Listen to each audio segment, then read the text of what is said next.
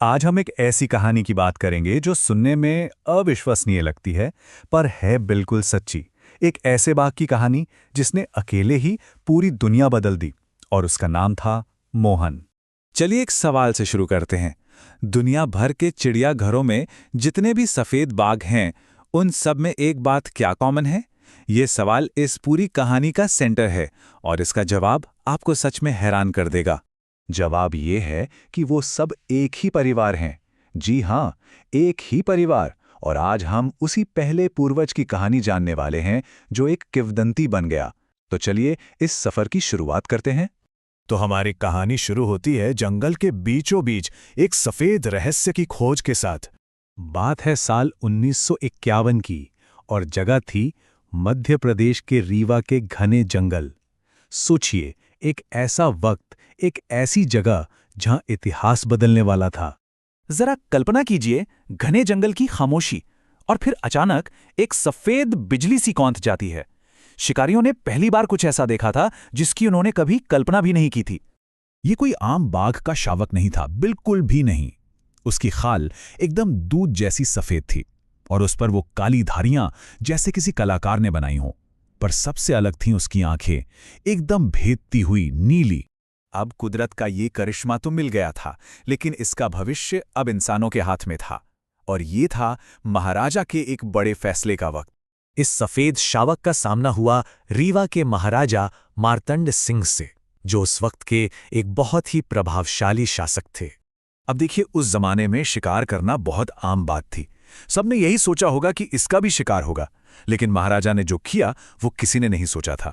उन्होंने इस अनोखे जीव को मारने के बजाय उसे बचाने का फैसला किया और उसे एक नाम दिया, मोहन।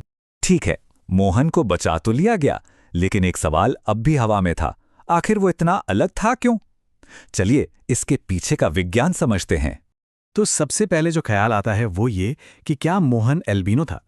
ये एक बहुत ही आम गलतफहमी है जो सफेद बाघों को लेकर होती है। तो इसका जवाब है नहीं, वो एल्बिनो बिल्कुल नहीं था। देखिए, एल्बिनिज्म में ना शरीर में कोई भी पिगमेंट, कोई भी रंग नहीं होता, लेकिन मोहन की तो नीली आंखें भी थीं और काली धारियां भी। असल में ये एक बहुत ही रेयर जेनेटिक कंडीशन की वजह से था, जिसे ल्यूसिज्म कहते हैं।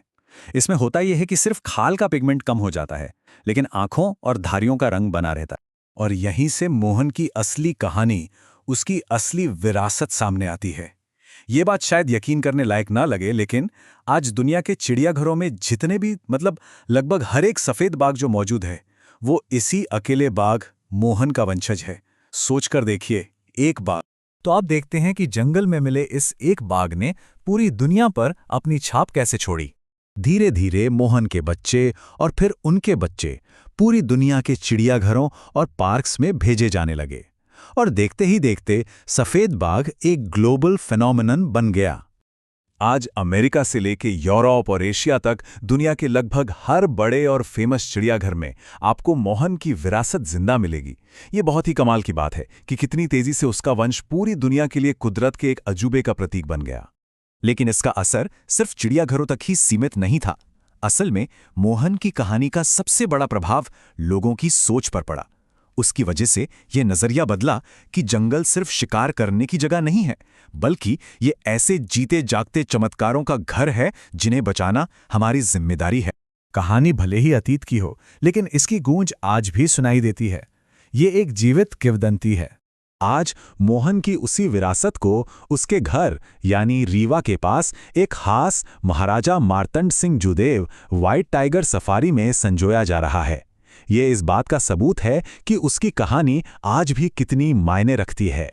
देखिए, आज जब कोई भी सफेद बाघ अपनी उन नीली आंखों से देखता है ना, तो एक पल को ऐसा महसूस होता है जैसे मोहन खुद आज भी रीवा के जंगलों में घूम रहा हो, शान से, गौरव के साथ।